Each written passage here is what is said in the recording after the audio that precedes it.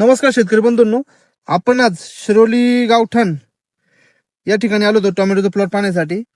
पाहू शकता हा प्लॉट 38 दिवसाचा प्लॉट आहे.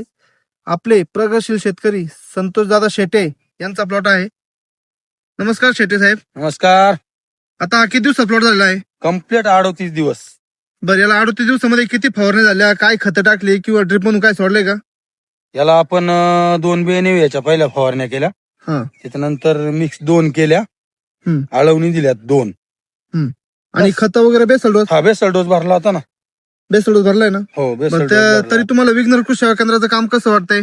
एक नंबर. हे मी सांगण्यापेक्षा प्लॉटच सांगेन ना. हा प्लॉट तर समाधानकारक आहे ना? मग 38 दिवसाचा एवढा कोणचा ग्रोथ घेणारा प्लॉट आहे मला दाखवा ना आजच्या तारखेला. अतिशय जबरदस्त प्लॉट आहे, पाहू शकता.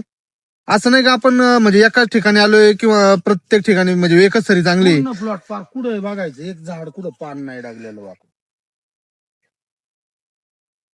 आणि मला सुद्धा एवढी अपेक्षा नव्हती 38 दिवसात हे काय असं एवढं होईन. आता मी आज 4 मित्रांचे प्लॉट बघून आलो. हा. त्यांचे प्लॉट झालेत 50-60 दिवसाची. बर. त्यांनी मला आवर्जून बघायला बोलावलं होतं. हा.